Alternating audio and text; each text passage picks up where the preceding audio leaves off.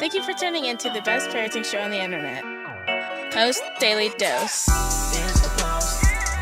It's the Post. It's the Post. The Post Daily Dose. It's the Post. It's the Post. It's the Post. The Post Daily Dose. It's the Post. It's the Post. Hey, good evening, Facebook family. Welcome to another episode of Post Daily Dose with me, your trusted parenting advisor, faithful guide and servant on the healing journey. What's my name? Big Papa Brian+Post. Happy freaking fabulous Friday, everyone. You've made it through the week. Friday is here. Friday, as some people like to call it. And I hope you're sliding into your evening, trying to relax and just let the stress from this past week kind of drift away and drift off of you. This episode, I'm going to go ahead and put this out here. This episode, sometimes my friend from Colombia pops on and says hello as soon as I go live. It's so funny. Hey, mi amigo, Leonardo. I don't know if Leonardo can actually see me or hear me while I'm on here, so I'm going to just drop that down there. This episode is going to be sponsored by the 8th Grade Parenting Show. The 8th Great Parenting Show, like the number 8, because there's been 8 of them. The Great Parenting Shows, 20 professionals, myself being amongst them, is going to launch on Monday, and I will be getting you guys a link in our Facebook page and our Facebook feed, just as soon as I make sure I have the right one. I'm not sure if I have the right one. Hello there, Mimi. And it's going to be a great educational series that you can participate in and listen to a lot of really good speakers and learn some really good stuff, because I feel like one of the things that we should really be doing during this time is learning, feeding our brains with really good stuff.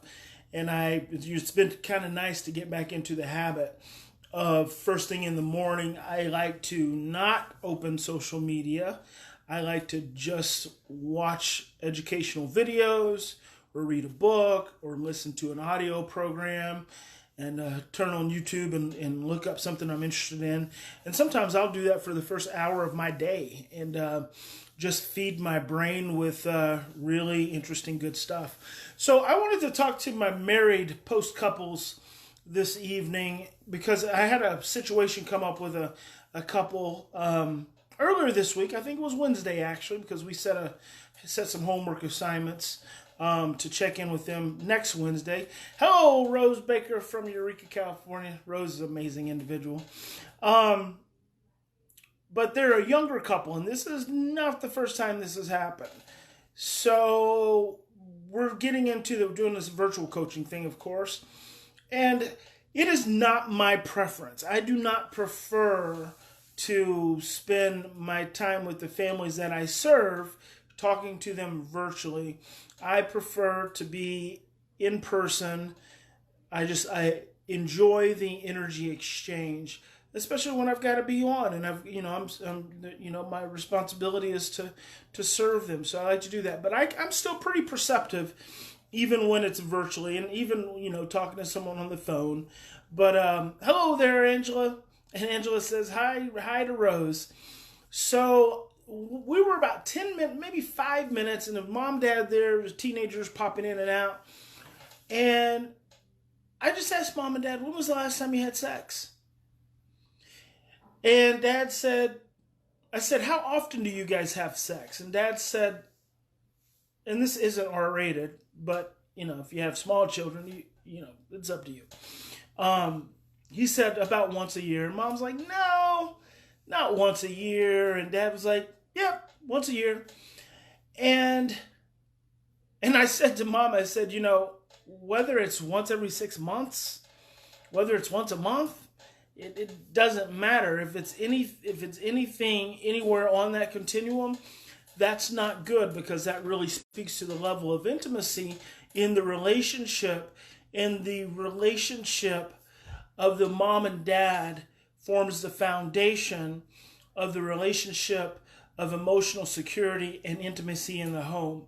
And I can't tell you how many parents I work with where their marital relationship has collapsed And so the marital relationship, especially the intimate relationship, has collapsed. And then what they try to do in rationalizing or justifying it is they try to create this pseudo parental relationship. So the intimate marital relationship collapses. They try to create this pseudo parental relationship, and that's kind of how they will approach the family. Well, that's a very fragile foundation, because that marital relationship, and it doesn't always have to be sexual. It doesn't always have to mean having sex. You can just be intimate. You can be intimate by making eye contact, by giving hugs, by giving mutual back rubs, by holding hands. There's lots of ways to be intimate. Having sex is not one of them. But let me tell you something. If you're in your 30s and you're not having sex but once a year, that's a problem. And so we try to create this pseudo-parental security, and it is not sustainable to really influence the greater emotional dynamics in the home. And I said to Mom and Dad, as I'll say to you, the first thing I want to know, is there any mistrust issues or are there any sexual abuse issues that are making this to where you're only having sex, once a year?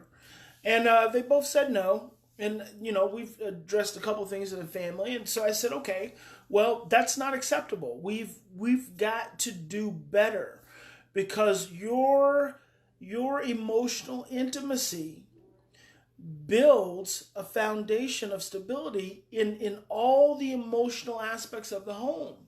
And so one of the things we started talking about is, when did this happen, and has it always been this way?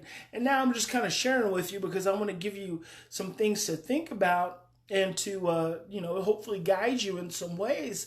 And so they talked about an early loss in their lives that they had not grieved. And so I said, you guys have to have these hard conversations. So if I was working with them there in person, I probably would have put Dad in Mom's arms or Mom in Dad's arms, and we'd have got right into it. I mean, I don't, why mess around if you don't have to? It's there.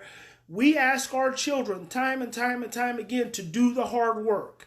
We're always asking our children to work through their trauma and their emotions and all the pain and the issues. And anytime, let me be real clear about something. Anytime you're asking your child to improve their behaviors, you are asking your child to work through their trauma.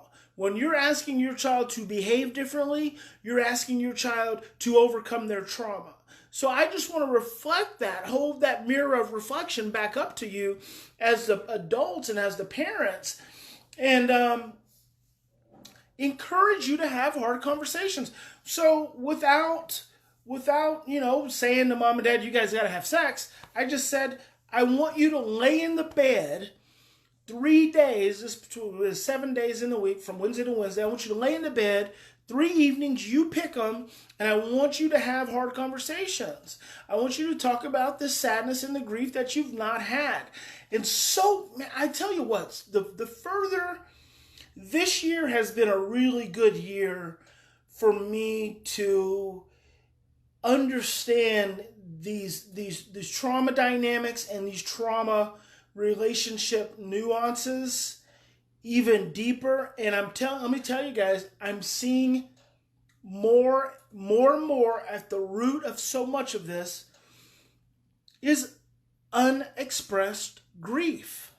More and more unexpressed grief is creating more separation in our relationships and our homes than I think anything else. And you guys, what was it, last week? I told you about the mom. I think I told you about the mom and the teenage daughter and the assignment that I gave the mom. And within 3 days, Mom was having breakthroughs with her daughter. Just by having the hard conversations with the daughter about her early history and giving her daughter a chance to make sense. See, we don't understand our trauma reactions because we've not had anyone to help us express, process, and understand. And until you have someone help you to express, process, and understand your trauma reactions, you're not going to be able to make real conscious sense, and it's going to continue to impact you and influence you. So with this particular couple, I just said to them, look, I want you to have three evenings of just hard conversation. I want you guys to get vulnerable with one another. That's just like the first step. And then 2 evenings, I said, I just want you to lay in bed and just relax. Laugh. Don't talk about anything serious. Just do something.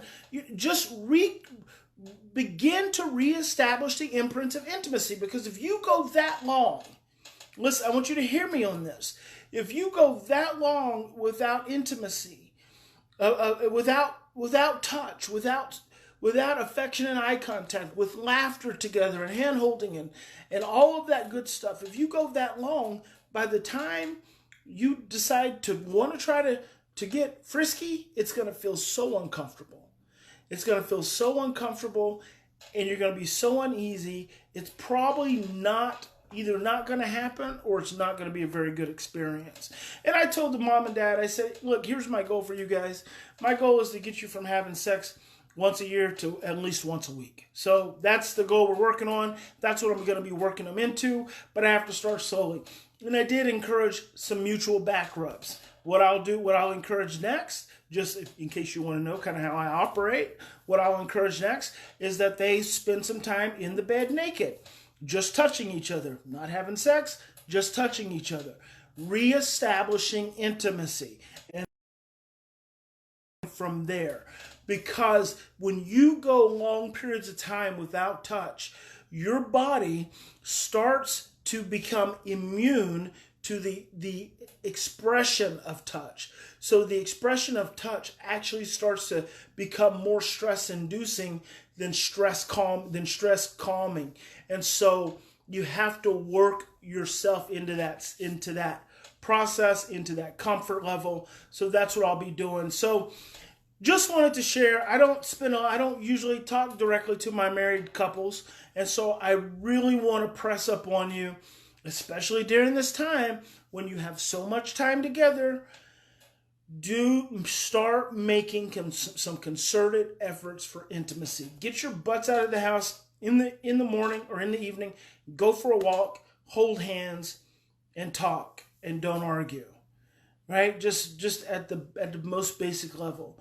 Start reestablishing intimacy in your relationship, because it is so important to the foundation of intimacy and emotional connection in your home. And it is definitely important to helping your children work through their trauma. Because if you can't work through your discomfort, how can we expect them to be able to work through theirs?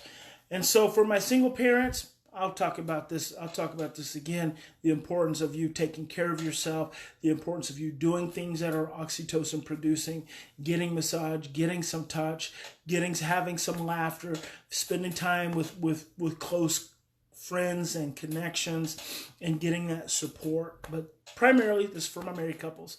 So that's all, guys. Happy freaking fabulous Friday. I'm going to relax. I've kind of been grinding pretty hard the last 3 days, and I'm actually kind of tired. But this whole diet, food change thing, and I never look at it as a diet. I never talk about losing weight. I program myself to think about it as releasing, and I got some pounds I need to release. But it's really been jacking with my energy. But it's all good. In any given situation, we always have two choices. We can continue to react from our same blueprints of stress, fear, and overwhelm, or we can stop, we can slow down, take 3 to 10 deep breaths, and choose love. I hope you will choose love as often as possible, and in the moments when you can't, I hope you will return to it. God bless you. Big Papa loves you. Have a fantastic evening, and have a great weekend. We'll see you Monday.